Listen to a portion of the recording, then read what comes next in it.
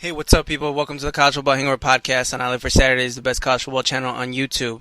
Uh, I guess I never really did an intro to our podcast. Well, first of all, my name is Ricky, and the reason for this podcast is just pretty much me and some people that I like talking sports with.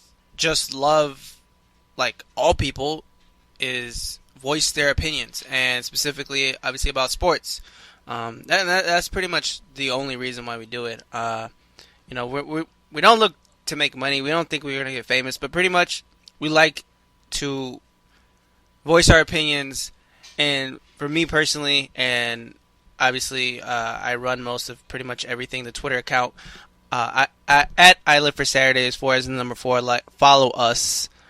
The reason that I made all this was to really have a whole place to not only just voice my opinion, but see what other people think, and just have this one place where all college football and even just all just general sports fans can just talk about college football or sports. Obviously, for me, I prefer college football, but I love soccer. I love basketball. I love NFL football, even some golf sometimes. That's the whole point of this podcast. Obviously, we're not looking to get rich. This podcast is I'd like it, but we don't get 1,000 views. Even when we get 60 views, I think it's awesome, because once in a while we'll see a comment, and whether they think we're stupid or we think we're awesome, that's great. And I like talking and actually having discussions in the comments section. I don't really care if you guys hate me or you guys love me. I just like to talk about sports, and especially, again, specifically college football. A quick background to I Live for Saturdays. I actually originally started I Live for Saturdays YouTube channel about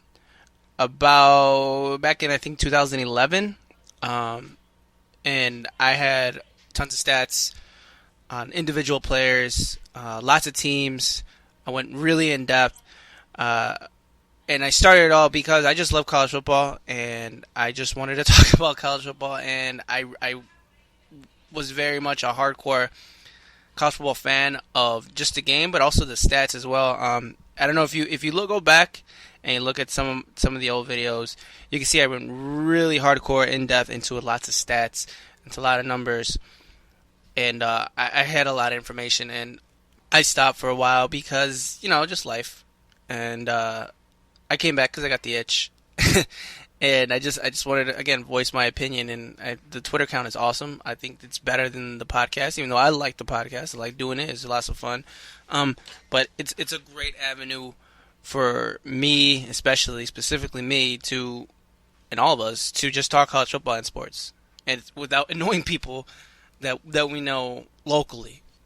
Going back to the summer, to when we started, before we really started this podcast, we figured out that there weren't really any podcasts or anywhere really to talk about just college football in general. Yeah, you get your message boards, your LSU's, your Tennessee message boards, your Ohio State message boards. You get all that stuff. That's fine. That's cool. But there wasn't anything really general that talks about college football. ESPN, they love college football, but there's nowhere really to talk about college football. And on YouTube, I really try to look for good podcasts from anybody, and I wasn't entertained, and comments weren't that great. No one really wanted to talk about it, and so I just said, all right, I'll just bring it back and I'll start a podcast. And I liked this last year. I feel as if we were consistent week to week. I think we would have got a lot more views. We would have got a little more popular. If you look at our videos, we really grew. I think a lot of people were interested. I did not at all expect to hit 1,000 at all this year. I think I hit 1,000 views before, back in 2011, and it was lots of fun. I feel if we continue doing this, we will get a big discussion. I don't really care about being super famous or being super popular. I just want a big discussion, about 1,000 people, and that was lots of fun when back in 2011 when I was doing this. It was tons of fun. We will be changing the podcast name to The Dub, and the reason for that, the dub, right? Dub is just means two, pretty much, right? Every podcast, it's just two people. Every week that I watch college football, I always watch with another person, so it's two people. And starting next year, to make it easier on us, we're going to do a podcast every 2 weeks as opposed to every week, which was a lot for us, and we missed a lot of weeks because of it. We have real lives, and we have real responsibilities. This is just what we do in our free time. This isn't a job. We're not required to do this. It's just us, trying to have fun and talk college football or just sports. And for the college football season, we're going to do a podcast every 2 weeks. So it's not so much of a load on us. And hopefully the podcast can grow because we'd be more consistent. During the summer, we're going to do a lot more 5-minute videos. But I would love to really put in tons of stats and information in those 5 minutes. Like I did back in the past, where I really went in depth, like my Boise State videos. I don't know if I still have that up or not, but I went in really hardcore into those. I remember my top 10, top 15 preseason videos that I really went into stats, numbers, accolades, really hardcore deep. And if you look back, a lot of those players in my top 10, top 15s had great seasons or became great NFL players. So that was awesome because of all that work I put in, and I think I was validated after time went on. You could see that, all that work I put in was really validated, and I feel as if we continue doing that and stay on that right path, we'll make this channel look a little better, and we can grow a little more, and we can make the discussion bigger. So yeah, I did this podcast actually with the Big O that is coming up right now 2 days ago. And just to show that, yeah, we have lives, and I just got home right now. I just decided, okay, I got to do this little intro thing and get it out there and get it done. We did a national championship podcast. That's what it's about, and it's February. I think today is February 27th. And yeah, so hopefully we get this out. We probably should get this out tomorrow or tonight. So, yeah, enjoy this podcast. I had a lot of fun doing this one with the Big O. We talked about the national championship, obviously. We talked about how dumb college football is. And we talked about my Twitter beef with Ohio State Twitter back in January 1st. And it was pretty interesting. We had some good laughs. I think we're getting better. I think the community is getting bigger. We're about to hit 600 followers on Twitter. It's awesome, and I've rarely even gone back on the Twitter. I haven't even talked about national championship. National signing day, and yeah, it's great. So we're growing, and if you're still listening, yeah, like this video. Follow us on Twitter at I Live for Saturdays. 4 as in the number 4. I live for Saturdays, like 4, like number 4. So, yeah. We do some fun. We had a lot of fun this year. Me and Omar had lots of fun doing this podcast. So enjoy it. All right. Peace.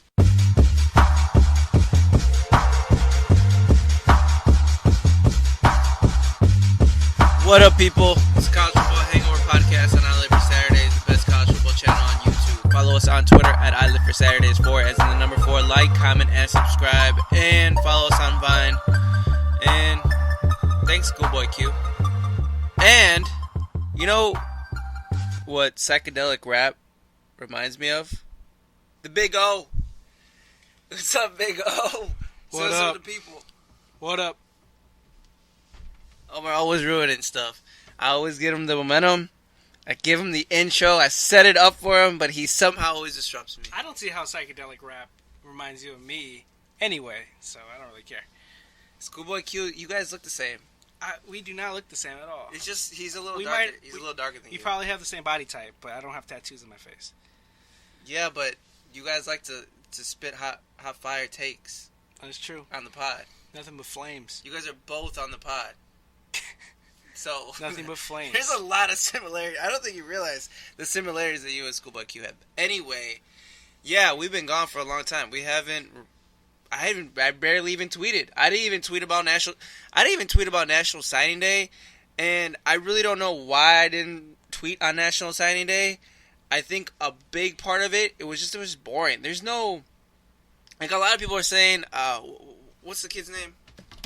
Rashawn Gray is like one of the best recruits of all time, like an Adrian Peterson recruit. Ted Ginn Jr. Ted Ginn Jr., one of the greatest recruits of all time. And it should have been like big news that he went to Michigan. Kid from New Jersey, put Michigan on top again. Like, their recruiting class is insane. Like, they can win a national title. Like, statistically, their last two the two recruiting classes that they have these last 4 years, that actually makes them a title contender. It's scary how fast Jim Harbaugh has turned around Michigan. Like, crazy scary. Jadeveon Clowney, that's another one. Jadeveon was a big time one. Okay, He was big. It came to me, I had to say it. But yeah, let's just go into the national championship that we have ignored like a sick puppy. Like, we have 3 puppies and we've just ignored the sick one and just let it die. Like, we have just ignored it. Quick hot takes. The hot takes from Omar, from the O. Let's see. He's got the hottest takes on the internet right now. Let's hear his hot takes. I thought it was an amazing game. I thought Derrick Henry did what people expected. I felt like Alabama played the way they expected. What I didn't expect was how well Lane Kiffin had prepared that offense, and he called a great game. I didn't expect he was going to call a good as game as that. And if it wasn't for Lane Kiffin, I think Clemson wins that game. People like to rag on Lane Kiffin. I love to rag on Lane Kiffin because I think he's a joke as a head coach. But as an offensive coordinator on a big-time program, he's pretty perfect. That's where he belongs. Coaches' sons usually are prodigy coaches because they're just around so much of the schematics all the time, and they're just used to it. And so, like, guys like Lane Kiffin come out, and they're just awesome coordinators. He might not be a head coach, but he's an awesome coordinator. So let me give you some backstory. I have been working in a new job that requires me to wake up around 5, sometimes at 4 o'clock in the morning. And then when I say 4 o'clock, I mean like 4:55. But that is still 4 o'clock. I don't care what anyone says. Oh, well, actually it's 4:55. It's 5 o'clock. No, it's 4 o'clock. To me, if it's a 4 in the front, it's 4 o'clock. So I'm waking up pretty much at 4 o'clock every single day. And when I was watching the national championship game, at some point it turned 10 o'clock. Because I think that's what happens with time, right? Like, it keeps going, and it'll eventually hit all the numbers in the clock. So it hit 10 o'clock, and I started getting woozy, and I just closed my eyes, and I probably slept through one of my favorite games throughout the whole year for about, what would you say, how long would I sleep for? We're watching it together. Most of the fourth quarter, I'd say. Good Yeah. chunk of the fourth And quarter. how the hell was I supposed to know that I was going to miss one of the best calls and the riskiest calls Nick Saban's ever called in my freaking life? Are you kidding me? An onside kick. I had no idea. I was just like, oh, Alabama's up. Oh, looks like they're going to win. Oh, 3 minutes left. Oh, man, Nick Saban and that squad, Lane Kiffin, did a good job today. Then they go back. Oh, that onside kick. I was like, what? The thing that I was most mad at, what the hell is Omar doing? Why didn't you wake me up? What the hell is the matter with you? Oh, man, I remember I actually saw it live, and I just didn't want to wake. I tried to wake him up, to be honest, but he's a pretty heavy sleeper. Like, that's when you know, like you don't have real friends. Like, fuck the fake friends, where the real friends at, like what Drake says. To be honest, I didn't even know Nick Saban knew what an onside kick was. Yeah, and I didn't either.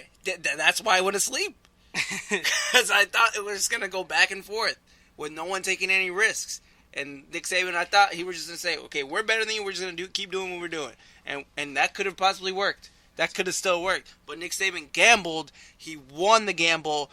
Now he's a genius, which I don't think he's a genius at all. I think as a schematics X's and O coach, I think he's a genius head coach. Like, he can run a business. Like, I think Nick Saban can be president of the United States. Like, I think he's an awesome, in terms of leadership, he's an awesome genius. But X's and O's, not really. He gambled, and now everyone in the world thinks he's a freaking genius. Side note, I said that the national championship would be 2006 Rose Bowl 2.0. We were close. That was close. That was pretty close. It wasn't even 2006 Texas Rose Bowl versus USC, but it was pretty close to that game. If Nick Saban doesn't go for the onside kick, Deshaun Watson wins, and that goes down as one of the best national championship games of all time. In Clemson, it would be insane to live in Clemson, South Carolina. I feel like Deshaun Watson had a few opportunities to pull a Vince Young moment. I felt like maybe he should have ran a little bit more. Honestly, I feel like that could have helped out Clemson a lot. But, I mean, it is what it is. And, Omar, how about the star of the national championship game, Hunter Renfrow? Oh, yeah. My man, Hunter Renfrow. Oh, yeah. The walk-on who destroyed and picked apart Alabama's defense. A walk-on. Yeah. A freshman, no less. It was incredible. What a dude. I love Hunter Renfrow. Like, he is that dude now. Like, I'm sure he's walking around campus, like, look to girls like, yeah, y'all know what I'm here for. You know what I'm here for, girls. Just come get you some of this Hunter. Come get you some of this Hunter Renfrow, girl. Only 20 years of age. Did you see those 2 touchdown catches? Those are amazing catches. No. That's what he said to the girls. Yo. Did you see those 2 touchdown catches against Alabama, girl? Come get you some. I mean, that's what I would do. No, for real though. Hunter Renfrow is the man. Like, to me, if he went to my school, I would buy him a drink every time I saw him in the bars. Like, that for sure. Like, he balled out that day. Hold on now, he's only 20. Oh yeah, he's only 20 years old. That is insane. Like, he's gonna be a really good receiver for Clemson. I don't know about NFL, but he's gonna be a really, like, he's big man on campus this summer.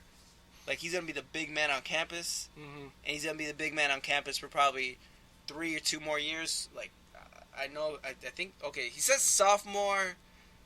Apparently, I think he's been in Clemson for a while though. Like, he was a redshirt, so I don't know how long exactly he's gonna be there. Well, but probably 3 years. I think he's going to be a sophomore. Okay. All right. So he's going to be a sophomore. So for the next 3 years, he's going to dominate Clemson, South Carolina, as the dude that caught 2 touchdown catches against one of the best defenses.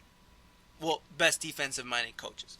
But yeah, what about the other bowl games? By the way, if we did, looking back at who was really wrong. Actually, I got 2 things. I'm sorry.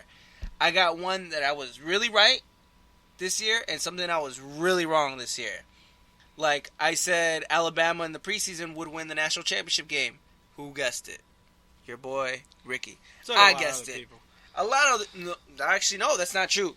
That is not true. They had them at, like, ranked number 8th. A lot of people said it was a rebuilding year. What I saw was a big similarity to some of the other national championship teams that they won, where it was just a bunch of young, awesome, talented kids, no superstars, no egos. They're just looking for a title. That's what I saw. That's why I picked them. On the other hand, I had probably the worst calls in the history of this podcast when I said Oklahoma State is going to bury Ole Miss, and I got the exact opposite result. Ole Miss beat them bad, man. They beat them silly. They beat them freaking silly, man. Swag Kelly had his uncle, Jim Kelly, at the game. I don't know if he gave him his energy of greatness, but Swag Kelly swagged out all game long. He was awesome. And I was not more wrong. I have never been that wrong in my entire life, in anything. And so last thing we'll talk about, how dumb are the college football heads? Like, people that run college football. Oh, wow. To put the semifinals on December 31st? And didn't you did you tell me? Somebody told me that that's kind of the plan from now on too. Yeah, like That's they pretty want to make it ridiculous. a tradition. They said, like the NBA Oh my god. has Christmas and the NFL has Thanksgiving, we want New Year's Eve. Why would you want New To Year's have- Eve when you already had New Year's Day? Right, that's what I'm saying. Like, you had a day. You can't have both? That's a semi-holiday, right? What? Which one? New Year's Day. New Year's Day. Well, most people are off New Year's Day. Right. No, that's a holiday. That's a holiday. That's a holiday. Just own it up. Just own up to it. Just choose it. You had a day.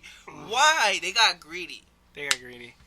Or maybe they couldn't have the Sugar Bowl and the Rose Bowl on any other day besides New Year's Day. Maybe that. No, see, I don't care about the Sugar Bowl. I totally see the Rose Bowl. People love the Rose Bowl, especially in the Midwest and in the West Coast. They freaking love it. The Rose Bowl will always have a high rating. The Rose Bowl is fine. I'm totally okay with keeping the Rose Bowl on January 1st. But the semifinals where people are like doing stuff all day on December 31st on New Year's Eve, people are partying. Like, I'm sure a lot of people that wanted to see the game, that went out with their girlfriends or went out with their significant other, they didn't get to see the game at all. Like, I'm sure a lot of people watched the first half of the Alabama-Michigan State game. That was my thing. First half, Michigan State, yeah, but I'm pretty sure that I mean, I don't have the scale in front of me or whatever, the chart or whatever it is, Yeah. but I'm pretty sure that second half, especially the fourth quarter, pretty close to no one watching besides people in Alabama. Yeah, and I just, to me, on top of that, that was a good point, by the way. On top of that, on New Year's Day, it just didn't feel like it mattered anymore. Oh, yeah. Oh, definitely. I mean, once you, it's like getting dessert before your food. right. It's exactly like getting your dessert before your food. Like, you don't want anything else anymore. No, I'm good. No. Yeah. Like, Because the suspense of the playoffs is why we watch all the other lesser bowls. Because we want to see what the ending is. College football wanted to own New Year's Eve. They wanted to hype up the other games because no one watches, no one does anything else but sit on the couch and chill out on their hangover and just watch football. And that's what they did. And they wanted to bring up those games. But what they actually did was destroy the semifinals because no one could see it. And they turned the Rose Bowl, the Sugar Bowl, and the Fiesta Bowl into the goddamn GoDaddy.com Bowl. Like, who cares? It's just kind of there in the background. Exactly. So there's something on TV. Exactly. Like, that's what it turned into. Like, That's I did NFL. not give a crap who won the game. Like, they destroyed. It was a perfect step last year. They kept hyping it up, and the bowl games meant something. It meant a lot, right? A lot of money on the line to get there. Kept building up better trophies, more national stage, and then you get to the boom semifinal game, and it just was a natural build-up. This year there was none. It was just first they threw it in your face. Here's the awesome semifinal games that you really can't see. Oh, by the way, here's these shiny little games, but they really don't mean anything anymore because the semifinal game is over. It was just terrible. It's an awful thing. It's going to happen again next year. So prepare yourselves, college football fans. Prepare yourselves, casual fans, for another shitty year of NY6 bowl game. And that's really going to suck because people were excused from not watching the ending of the Alabama-Michigan State game because it was a blowout. Yeah. But what if next year it's a great game? People don't want to miss that, but people also have other things they want to do on New Year's. You're kind of fucking... I can't swear here. Fuck. You can swear. No. We can swear here. can swear. We just try to keep it down to a minimal. Okay, well, you're kind of fucking over your fans. Why would you... I mean, that's very WCW-like. That's very WCW. If you're a wrestling fan, you know what I mean. And last point, I'm trying to find the tweet. Last talking point that we're gonna dive into. So So I just want to, in a big point. During the Fiesta Bowl, which was actually a pretty good game, Notre Dame versus Ohio State, two very good teams, especially Ohio State. I tweeted out because there was a lot of people saying Ohio State was the best team in the country, even though they weren't in the semifinals, which I totally get, and that's happened in years past where there was Alabama, Utah had a great team, USC had a lot of those teams of not in the national title game, but probably the best team in the country. A lot of people, and mainly, probably 95% were Ohio State fans saying we have the best team or Ohio State is the best team in the country. And I just raised a question because all year they were nothing but pure mediocrity. Like they barely beat NIU. They barely beat Navy, I think, right? Who do they play? They barely beat Indiana. Like, they struggled with teams like that. They barely beat Starbucks. They barely beat Panera Bread. Like, they didn't come out and show out. Like, they never once showed out. Like, we knew they had the talent. We knew they had a bunch of starters from the national championship team before, but we didn't actually see them perform. And then they lost to Michigan State without their quarterback at home. And Michigan State didn't even throw the ball. They just ran the ball. They lost to that team. So I didn't understand why they were being called the best team in the country because they were up 14-0 and people were like, oh yeah, they're the best team in the country. And then I think they won, I think by like 2 touchdowns. Yeah, I think it was like Notre Dame was somewhere in the 20s and they had like 45. Yeah, actually I think it was 44-34. We'll Something fact like check that. it actually. Whatever. But it was very close. And all I tweeted out was for all the people that say OSU is the best team in the country, all I have to say is why. And it was a legit question. Why are they the best team? You look back to those USC teams. You know why they were the best team. They go into the Rose Bowl and they smacked up a Penn State team. They would smack up Michigan. We all said Utah was the best team. They go into the Sugar Bowl and they smack up Alabama. Some Alabama teams. They had a great resume, and then they would choke. Okay, we would get that. They lost to an Oklahoma team. But before that game, some people were saying they were still the best team, right? And things like that. People were still saying that. And we could see that before the game. But before, during, and after, everyone kept saying, OSU's still the best team. I just kept saying, why? And I know it's probably just a small percentage of Buckeye Nation. But for the people that came after me, especially at Melendez _89, yo, they never brought to me anything. Not even an argument. Not even to say, well, our team won a national title last year and we only lost one game. Like, I could have been like, all right, and then we could have discussed. It was just, the first comment I got was, do you watch football? And pretty much, I'm not going to go through the whole fight with the small percentage of Buckeye Nation, but pretty much the whole thing was, I'm stupid and they're smart at football. But without them ever saying anything. And that's what I don't understand with a lot of just sports fans. Why do you do that argument of, well, you just got to know, I'm smarter and I know this, and you don't, obviously. But why? Why was Ohio State the best? They just want them to take their word for it. Yeah, and I kept asking, okay, so wait. Just wanted. Why are they better? I kept asking the question. I wasn't trying to fight. I'm not trying to. I don't give a crap about Ohio State, bad or good.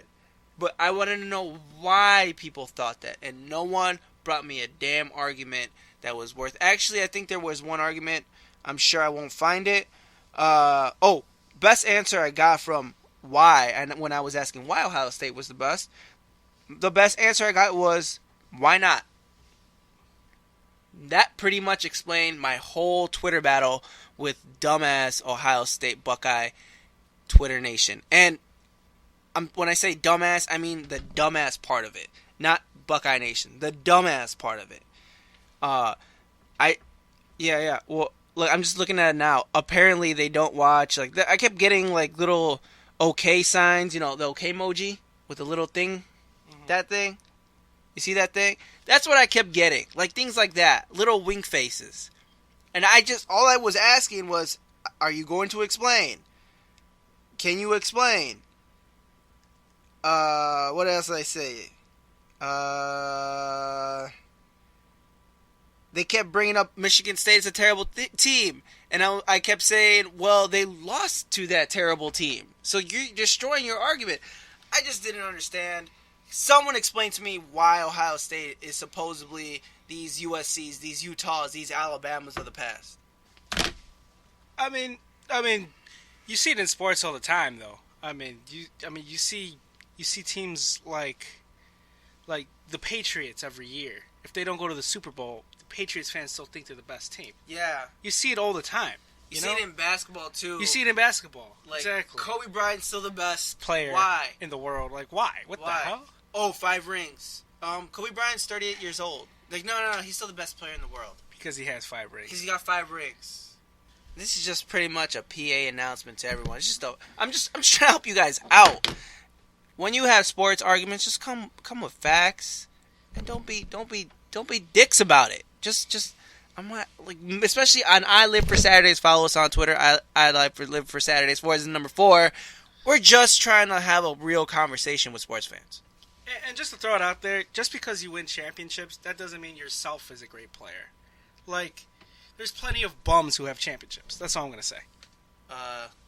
Adam Morrison got a championship ring, yo. So as long as Adam Morrison got a championship ring, and as long as Mario Chalmers has a championship ring, championship rings will never mean that much to me. Yes. All right, so that's been it. Follow us on Twitter at I Live for Saturdays 4 as in the number 4. Like, comment, and subscribe. Omar, sign off. Peace. Peace.